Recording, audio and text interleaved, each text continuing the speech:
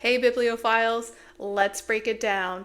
Today's guest is Josh, owner of Mad Red Books, located in Las Vegas, an independent bookstore built on a love of literature, rare books, and community. What started as a passion for collecting and preserving books has grown into a space where readers, writers, collectors, and curious minds can come together.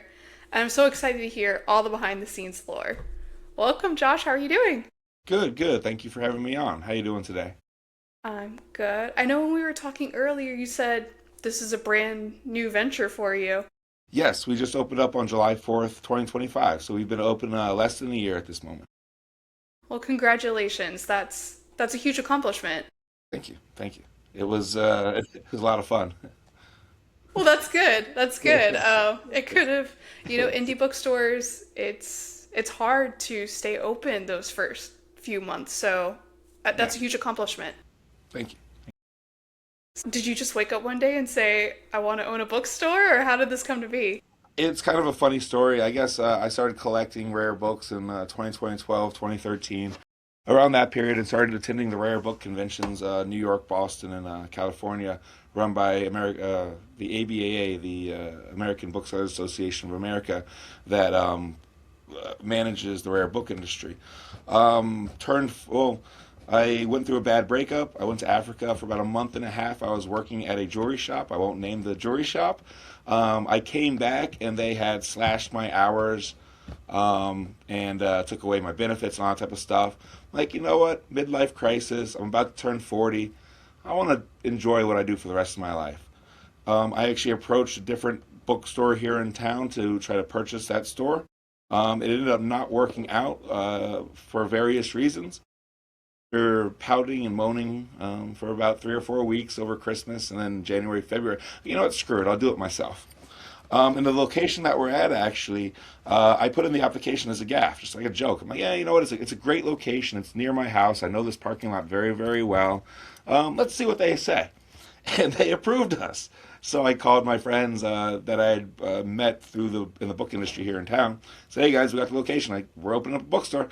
Let's go. And between March was my first hire to July 4th, we renovated the space, we built out the space, we built the inventory, we built an inventory system that then connected to Square, we built a management system. I mean, we built it from the ground up rapidly, which I wouldn't recommend because of I wanted to have the store open, as soon as possible. Yeah, especially when you walk into such a blank slate, like building your inventory from scratch. Like, how do you sit back and go, okay, well, I'll have a little horror, I'll have a little fantasy. Like, how did that work out? So I'm a big proponent in reading everything, a little bit of everything. I think that there's a lot of really, really messed up books out there. On the other hand, I think that literature is important no matter which way you go. So our store has a policy of having everything. So we have all genres, we have all subjects, we have a wide mix of all different subjects. And I made a point. I wanted I love Christians and I hate Christians book right next to each other. I love gays, I hate gays book right next to each other because we're here to promote literature and promote reading. What people read is none of my business as long as they read. So we wanted to make sure that we promoted kind of a wide range and it grew exponentially from there. And the donations from the community really helped us get going and got us off the ground. That's amazing. What I personally love about books is, I didn't travel a lot when I was a kid. I was kind of quiet, and so most of the times I learned about different perspectives were through books. So for you to have the opposites side by side is Yeah. amazing. It was a big thing for me. Actually, two of my staff, when we came up with this plan, so we actually, this used to be a different type of space. And so we gutted the space, and then I took the dimensions down on a piece of paper with my guys. And I said, well, guys, we have to figure out what genre goes where, what genres we're going to have. And as we built this out, the design out of the bookstore, we came to our religion section. Like, someone might be mad if they're looking for a Christian book and they see a satanic book. It's the religion and spirituality section, man. I don't care. They can be mad all they want. It's part of that same genre. So our nonfiction side of the store is actually broken into genres, but purposely mixed up in the genres to promote browsing. So people go over there if they're looking for a World War II book, go to our history section. You might find one, and you might find something on something else that you might enjoy. That's fantastic. And it sounds like a great, like, just bring an iced coffee and just peruse up and down all of the Yes. aisles. Definitely, definitely. Well, we definitely have our regulars and our customer base, and I do enjoy seeing people, like you said, spend actual time in the store. We're next door to an amazing custard joint, and so people get their custard. They come over here. Oh, my staff eats it for lunch almost every day to every other day. I'm like, guys, that'll be 500 pounds. The other side of us is a popcorn store, so not the healthiest location in the world, but people get their popcorn, wander, their custard, and wander. So. And they get like a little sweet, a little salty, and a little something for the brain. Like it's Exactly. perfect. Exactly. Exactly.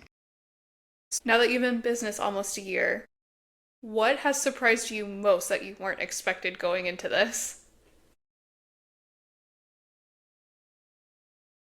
Honestly, the amount that people still read. I knew people still read. I'm a big reader.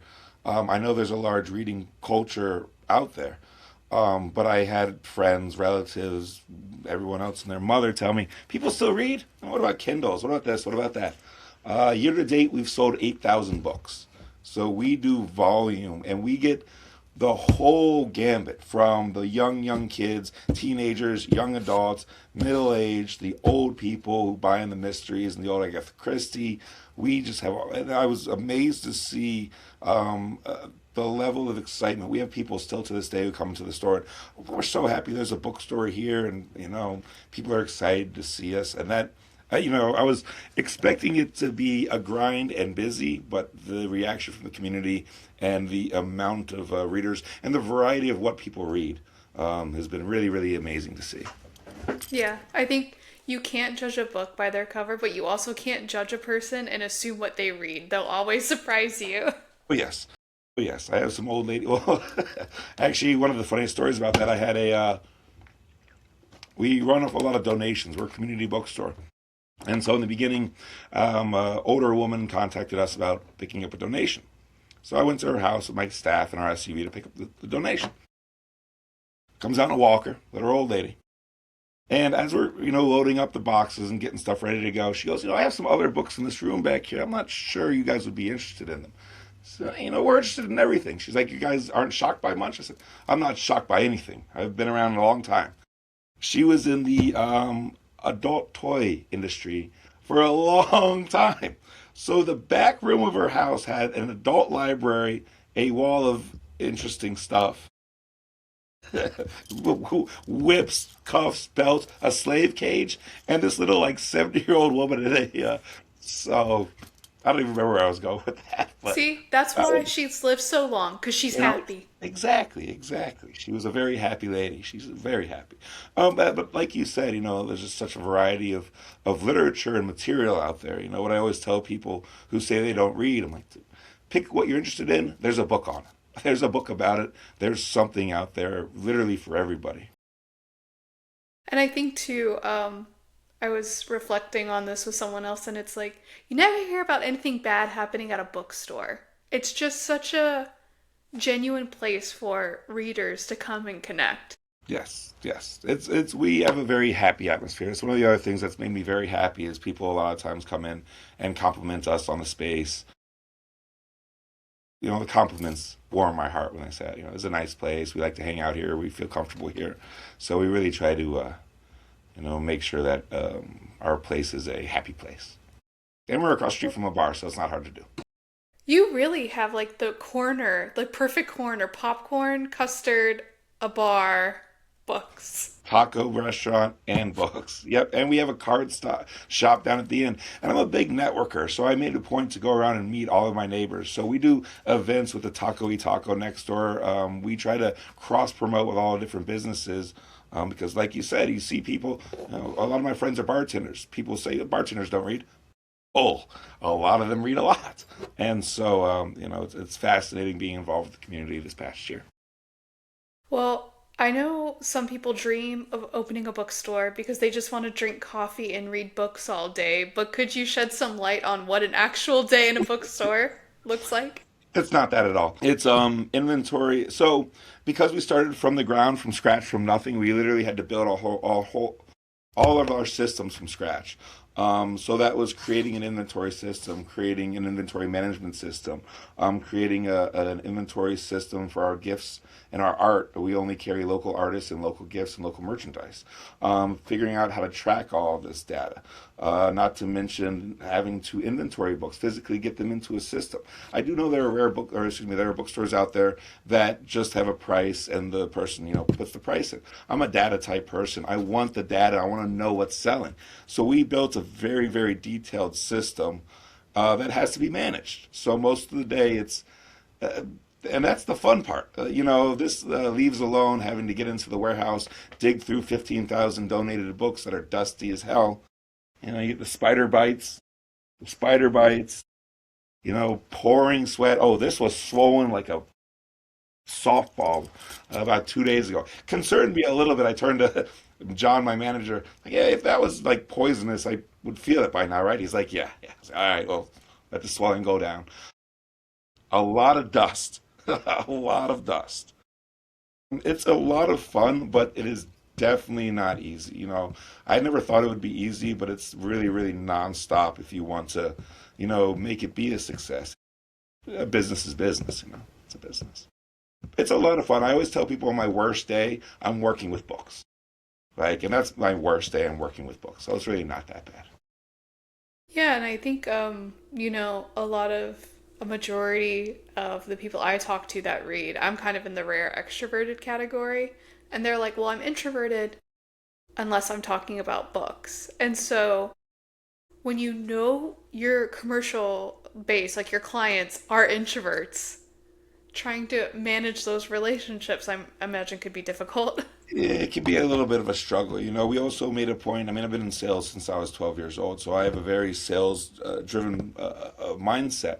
That being said, it's a bookstore. So we built our register right at the front. So people come in, welcome in, guys. Feel free to look around. Let us know if you have any questions. And we leave them alone. We want people to browse and enjoy the space because, like you said, a lot of them are introverted. It was a pain getting some of my staff to be not introverted because I told them, you got to start talking to people, guys. If you see someone looking at a book, hey, I read that book, or, blah, blah, blah, that book looked interesting, or something like that. It's get my staff out of their shell, and people in the store seem to have a lot more fun too. See, that's why you like data, because you're in sales, so you can recognize the patterns. Exactly. Exactly. I did real estate for about 15 years out here as well. And I like to know what's moving out the store and what the community wants and gets from us so then I can provide more to them. One of the funniest things people say to us is, oh, you have such an amazing selection of books here. How did you curate your collection? Like, I don't know. We got some books in, we, slapped a sticker on them, we got them in our system, we put them up. So probably subconsciously we have curated a very unique selection of books here, but it just kind of fell into place. A lot of it, because we are a community bookstore, fell into place because the community gets more of what they read because other people in the community also read those books. So our motto is keep our prices very, very low. It doesn't do anybody any good for the book to sit on my shelf because we work mainly on donations. We want to make sure, you got $5, you can get $5 books from our dollar bin. You got $500, you can get a rare book out of our rare book case. So really try to keep the wide range there to make sure literature is affordable and available for everybody. Is important to us. Yeah, and I think that is something that is so special with indie bookstores because you never really know until you become familiar, and it may be a book that for whatever reason through donation or whatever you could have gone to Barnes and Noble and paid $25 for it, but it's sitting there. And I'm a big believer in fate too, like everything happens for a reason. Like I think maybe just fate knew that that other one wasn't good for you and you needed this blank slate to make it completely your own because it shows like you're moving 8,000 books. That's huge. Yeah, no, definitely we were able to do our own thing here and really make our own vision come to life. It was a huge team effort. I mean, without Joe and John, my manager and my event coordinator, none of this would be possible. That's not even naming the other people who helped us create this business. I mean, it was a massive team effort to get this up off the ground, and really, really put forward what was important to us. I mean, we are very different people. We're all readers, me, John, and Joe, but we are very different with very different personalities and very different views on a variety of things. But in no way does that mean that we're not friends, that we can't be friends. We're actually very close friends now. But, it's one of the things I like about reading as well too is that it can bring people together who might have nothing else in common. John plays Magic. Joe does D&D. I like to drink and go to the bar and go to night. I like the hockey. Um, but we all have the love of literature, which really, binds us together and binds the store together. Well, I know you mentioned events. What things do you have coming up Yep. soon? So we do a local author signing last Saturday of every month. We found that if we keep the event special and only once a month, then it becomes a special event. We get more people in the door. So we have and we always do three local authors at a time, so they can talk amongst themselves. Their friends come in and support the other local authors. It's been a very, very, very popular event for us. The ones that didn't work, I tried a game night out. Second Saturday of every month, 8 to 9 o'clock. We stay open late. We have wine. We have snacks. We're a community place. Come play some games. Nobody showed up. Oh, So it's like, okay, that one did not work. We're hosting our first poetry reading this Saturday, so I'm interested to see how that goes. We do Taco Tuesday with Taco y Taco. So if you buy food from them on Tuesday, 5% off at my store. We do quite a lot of cross promotion with Taco y Taco. We did a heated rivalry night where two young ladies came to us and asked us to host it. We actually had probably over 60 people doing heated rivalry themed activities the Taco y Taco area. That was a very popular event for us. Um, we're looking into starting writers group meetings as well. Also using the Taco y Taco event space because of the larger space that they have there. So really, again, because we're so new, we're kind of throwing stuff at the wall. What works works. Why we only do it last Saturday of every month, because random signings in the middle of the month haven't worked for us, so we just don't do them. So our author signings are actually booked all the way out to the end of the year. We're already booking signings into next year because we that's can't make amazing. special event. That's amazing. And I think too, like with the risk comes a reward. You have to try. Because then you figure out if it doesn't work for you, and then you figure out what works for you. Exactly, exactly. And one of the things, actually, another thing that fascinated me was we have over 100 local and indie authors in my store, easily over 100 Las Vegas-based authors, and I would never fathom that was that many locally based, independently published authors. And so, really, just trying to promote the local authors and get their books to sell. Local author shelf is growing almost weekly. We get a new local author because word is now spread, and they come in here and we get them in our shelves. We take it all for sure. That's awesome. Because I know sometimes because I've moved around a little bit in my life, and it's always something special when you pick up a book of a city that you're familiar with and the author gets it just right. That's just such an amazing feeling. Yeah, definitely, definitely. And people, the indie books, they're good. They're usually good. And people like supporting independent authors. That Dungeon Crawler Carl, that's so popular right now, started out, I believe, as a self-published. I could be incorrect about that, but I remember there was some story about him having a different publishing deal before it, came out in this massive series that I have up there now.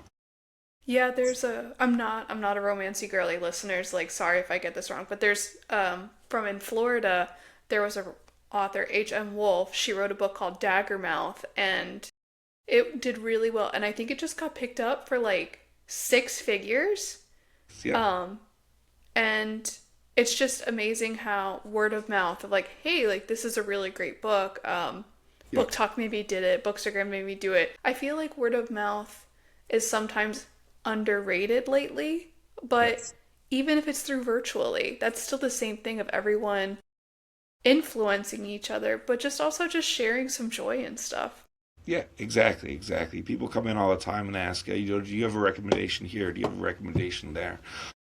And it's one of the fun things about talking to people about, what do you like to read? Oh, maybe here or there. And because my staff and I have such varying reading interests, someone comes in and says, what's a great fantasy series?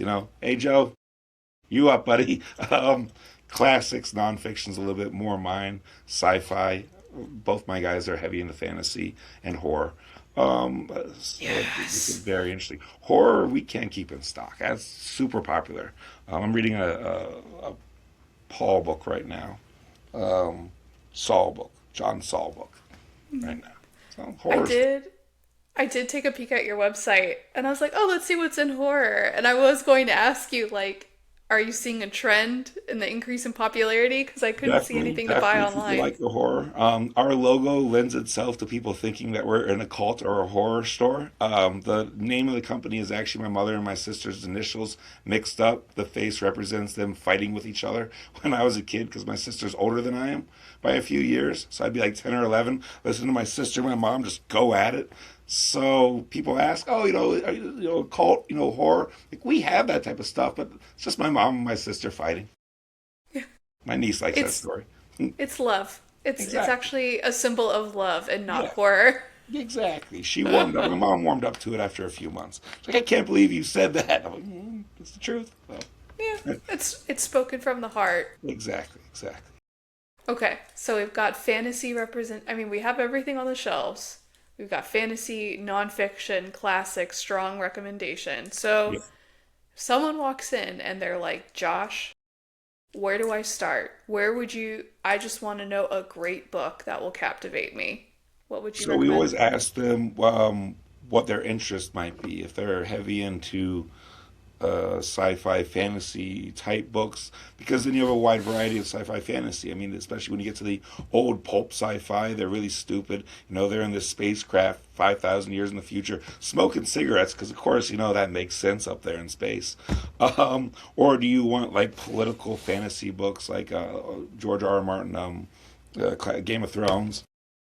Do you like thrillers? I've had people come in and say, I love those and serial killers. What do you got? You got it right here, guys. Here you go. I've had people come in and say, I'm looking for a good copy of the Bible for my mom for her birthday. There you go. We have a little bit of it all. So we try to, pepper them with questions to get their interest and try to direct them in the right path, on certain items. Which is why we kind of, me especially as the owner, I read outside of my comfort zone since I've opened the store because what we do here is we work and then we read. So probably at least an hour or two out of the day, people are going to be walking on their store. They're going to see me or one of my staff. We're sitting there reading whatever we're reading, because I think as a bookstore, we got to show that we read as well too. Me personally, I'm able to hit different genres and get a feel for what might be a little bit better. So if someone asks that type of question, I can respond at least with a semi-intelligent response. Well, and I also think too, especially when right now with everything going on, work-life balance I think is important. Like we are not humans to slave for someone else all day. And so, obviously, if you're working at a bookstore, it's more likely that books are something near and dear to your heart. And I'm a big believer in people perform better when they feel happier and they feel satisfied. And so, by giving them that hour to read, Yeah. it just recharges their mental battery and Well, very much makes so. them And refreshed. I definitely tell the guys I tell my staff, we are like a small family here. We're an indie bookstore. We're a small bookstore. We sink or swim together. I mean, we created this stuff from scratch. We did this all from nothing. We did it together. No way in hell would I have been able to do this by myself. This was a huge team effort. So being able to, treat this, it is a job, but at the end of the day, I wanted to make sure it's a fun job. If you got to work for a living, you want to work in something that you enjoy doing. Yeah, yeah, exactly. And we're all just trying life for the first time. And, luckily in this profession, if a recommendation doesn't work out or an event is a hit or is a miss instead of a hit, no Yeah, one's gonna die. It's yeah, gonna be okay. exactly. Well, it's funny you say that. I had a manager back when I worked at the jewelry shop, and he said to me one of the things that I took into this position. It's like we're not doctors here. We don't perform heart surgery. We close at 7. The guy walks up at 7:02. We're closed. You can come back tomorrow. You're not having a heart attack, and if you were, there's nothing you can do about it. Go to the hospital. So it's one of those, you have to, what we do here is a labor of love for sure. Yeah. It's a Yeah. pain in the ass, but it's a labor of love a lot of All right. times. So for people that might be interested in opening their own bookstore, what are the pain in the ass that they need to be aware of? Moving boxes nonstop, sourcing inventory. I have a hard time keeping my shelf stocked. When we opened up, because we rushed to open, a partial part of the store was empty, um, and we're one good run away from having our some of our shelves empty. So keeping it restocked. Um, I work 70 or 80 hours a week, easily, easily. When we opened up, I did 72 days in a row. Um, and I can't even remember how the hell I did that because now that we're comfortable in our schedule, some days I leave early. I always open up, and I only have one day off, and it's typically a half day off. But it's a grind, and it's a lot of heavy lifting. You got to be in good shape, which I'm not. So, so it's a lot. It's mentally challenging. That's what's fun about it. So, what is your favorite part? Like now that you've seen it blossom for a year, what makes you think back and go, God, that's so cool. I'm so glad I did this. Interacting with customers is great. I love our regulars. They come in now. They're like little family members of ours. I love that if I'm having a rough day, I get my stuff done and I can sit and read for the rest of the day. And so can my staff. The hunts, as we're moving more and more into the rare book industry, the joy of the hunt and trying to find something good. We've gotten donated books in. I just got a first edition, second printing, The Lightning Thief with the original cover, $300 book that was donated to us. So doing the hunt and finding those types of items is really cool. And I think that's my favorite part is going through a box and seeing something and be like, I know what this is. Hold on a second and look it up. And sure enough, it is what it is. And you get it. I will counter that with the sad part sometimes is sometimes donations come in from family members passing away. So you go pick up a donation. It's a great donation, but also their family member who is no longer here is helping us get by. One of my favorite customers, regulars, this guy in a wheelchair, Ariel. Loved the store. Young, he must not have been much older than I am, in his 40s or 50s. And he passed, and his family contacted us and said, "Hey, he loved your store. We wanted to donate all his books to your store." So they brought his collection to us, and it must have been his sister because she was shaken up. But it was a good feeling, that people enjoy what we do and what we've put so much time and effort into is a really nice feeling. It Right. helps us keep going. And it also, but like if those books are just in a box somewhere, no one's going to enjoy them. But now, like, he is helping someone else with their love of reading. That's amazing. Yeah, exactly. So, I'm with you on the thrill of the hunt. There's a huge local bookstore, community bookstore near me. The horror section is just a little smaller than the others. And so when I'm done, I'll peruse general fiction because sometimes horror gets mixed up in there. You yeah, never know. I thought I found a first edition Silence of the Lambs. I about fell like over in the aisle. It was like a second print. It wasn't like a first edition, yeah, but yeah. I'm with you for the thrill of it because you never know, like during first printing, how well something's gonna do and like how special it is to like get your hands on that. Yeah, exactly. And it brings me back to I was in New York one time at the Rare Book Show, and there's a bookstore called Argosys in New York City, Argosys, I believe. It's this little 3 or 4 story building. I think the building's 100 years old, maybe more, surrounded by skyscrapers. They would not sell their building. It's just a type of you go in and you browse the stacks and you kind of see what you find. And I was in there with my sister and I was looking for occult books. She goes, "Josh, you might like this," and she pulls out this 18th century, The Way to Purgatory in Portuguese, with writing on the vellum cover and back in Portuguese, and writing on the inside cover and in the pages notes of whoever had read it in the 18th century, noting making notes about this particular item. So of course I bought it, and it's just cool little finds like that, which I love, and our customer base loves. We get new inventory on our shelves every single day. It's one of the big things I was about. Is I wanted people to come into my bookstore once a week and see something new every single time. So we're always changing displays. We're always getting new stuff out there. Really just trying to make sure that people have a wide variety of options to choose from. All right, so what's like your trophy find? Like you found the book and you were like, "Oh my God, this My is the best personal find ever." collection or the bookstore. Personal, because that's how I know you like it better.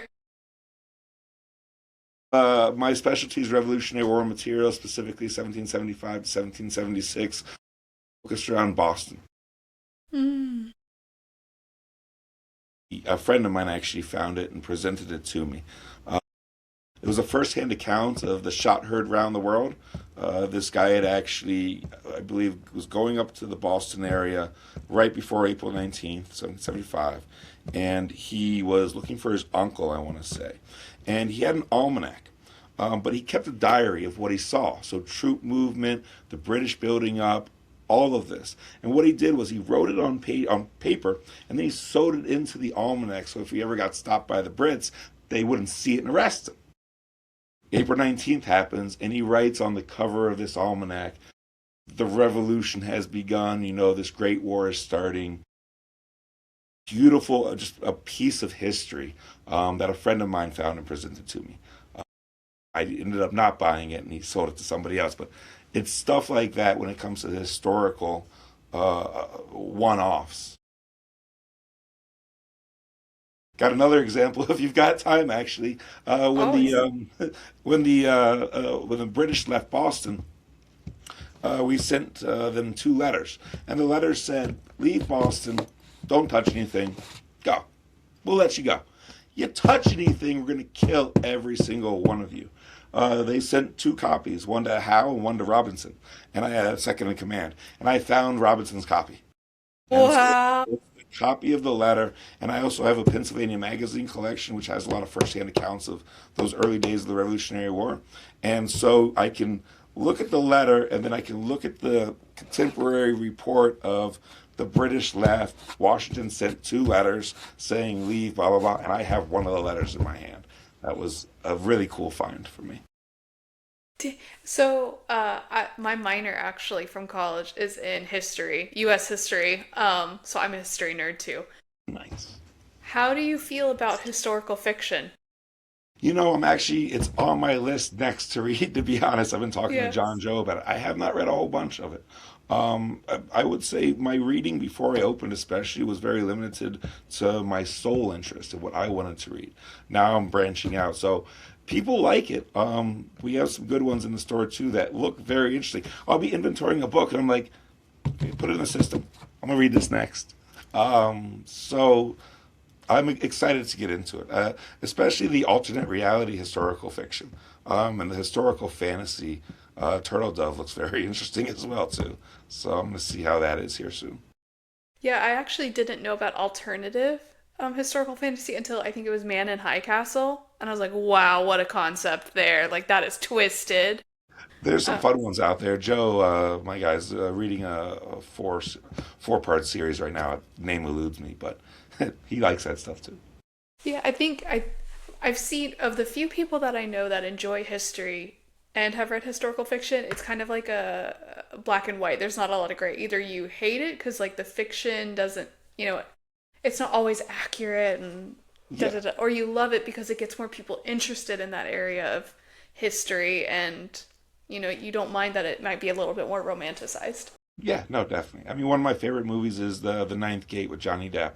Great movie about books, based off of the Dumas Club by Perez. Perez, I believe, which is technically is a historical fiction book because it ties in the Alexander Dumas material. So actually, I did read that. That was a good one. If we can count that as historical fiction, I did read that. I liked it a lot. A lot different than the movie, but I liked it. That's fair. That's fair. Ray Bradbury always has a soft spot for me because I think I grew to respect books more after Fahrenheit 451. That was one of those required readings that like sticks with you after. Yeah. Oh, Um, and I think that's why bookstores are especially special because there are ebooks and they are convenient. And if that's the only way you have access to it, you don't have a local community bookstore, they are cheaper, like no shade. Um, but to physically have like the copy in your hand, knowing that no one can edit it, it's printed, that's special. yeah, no, agreed. And the nostalgic factor that you brought up. I don't know how many times I've heard in my store people going through one section or the other, mostly juvenile and YA. I remember reading that when I was a kid, or I remember that book. And we're talking about, people in their 20s, 30s, even 40s, and they come across what they read in the exact same format that they read it as a kid. And, they get excited. A lot of times they'll pick up the book. Something Wicked This Way Comes is actually one of my favorite books by Bradbury. I love that book. I could read that book a million times. I've I read that a lot. So I have like my TBR shelf, but I have my shelf of ones that I will never sell and I don't lend. And I have it's not a first edition, but I have a very old copy of Something Wicked This Way Comes. And it's Nice. not in great condition, but it's mine and I love it. I mean, I hate to do the pitch right now, but we have a signed first book club edition, Something Wicked This Way Comes, signed by Ray Bradbury. And I have an online store up and running that you can peruse and take a look at it, by the way, too. It's a You beautiful know, book. I did Beautiful look, signature. because at first I hit horror, but then I saw that the sign had its own filter on your website, and I was like, okay, I need to come back for that and just to peruse. We're still getting all the kinks out and getting the search functionality working, and that was a huge challenge as well too.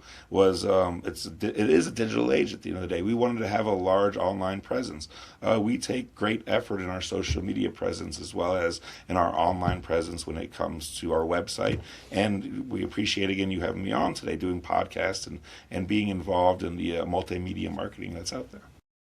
Yeah, because I think as BookTok, Bookstagram is, making reading more popular, which I love. I sincerely think we have a literacy issue in America that I don't understand and I think is disappointing. And, you know, sometimes just not knowing, like, hey, I'm in, I'm close to Vegas. That bookstore is actually 30 minutes away from me. I had no idea. Like, with knowledge is power. Yeah. Um, and I also think too that there's a lot of burnout in like our working generation, and a lot of people look to bookstores and be like, God, I wish I could run a bookstore one day. But like everything, there's a real side to it I too. was gonna say, don't do it if you don't want to be burnt out, man. I'm burnt out about 24/7. I'm on a 2 week run right now, open to close. So I was at like 72 hours right now. I'm halfway through though, so I'm almost there. Almost there. But again, I work with books. It's very challenging and very difficult, but I enjoy it. That's the thing, you know. It's a lot of fun. Well, and it's also you're working for yourself too. Like you set the expectations and the rules, and that's probably a little bit different too. Well, one of the things my dad actually taught me when I was younger is the nice thing about owning your business is you can't get fired. The bad thing is you can't quit. So it's like something needs to be done, something needs to get changed, something needs to get updated. The buck stops here, as they say, you know. So at the end of the day, I my friends like your boss won't let you off. What are you talking about? Knowing that I'm the boss, I'm like, dude, I got stuff to do, man. I Yeah, it's wish I like could go. You know. hold on, let me talk to the boss. Boss Yeah, says no. yeah. Boss says, shut up. You're working no matter what. You're stuck here Well, until that's the death. owner and ownership too. Like, Yeah, you know, I think it's amazing that you have staff, especially as tight knit as you are, to help. But, going out on your own is extremely risky. The rewards are also great too, but at the end of the day, you are the one that has stepped forward with that yeah, risk. yeah. Exactly. And And it's big to me that they see me working twice as hard as them. I'm the owner. In no way ever should they be working harder than I am. They work very hard, and they work harder when they see me working harder. So, especially as a small business owner, as a bookstore owner, you're working with books, so it's pleasurable, but it's work. It is work, you know. But it's yeah, fun. It's fun. yeah, yeah. All right. Well, for listeners that are like, I want to know where the signed copies are. I want to know. Like, I want to beat Kindle to buying it. I want to know what else they have in stock. Where can the listeners go to keep in touch with what's going on? Yep, you can find us at madredbooks.com. We have a online store now up and searchable. We're still working through some of the search functionality, but it is there. We also have profiles that you can sign in. You can build up points. We use Square, so you can create a loyalty program right in our system as well. And you can find us on all socials at MadRedBooks. And for you listeners, I'm going to package that and make it click friendly in the description below. That way you can follow them at your social media of choice and take a look at their website and what they currently have in stock.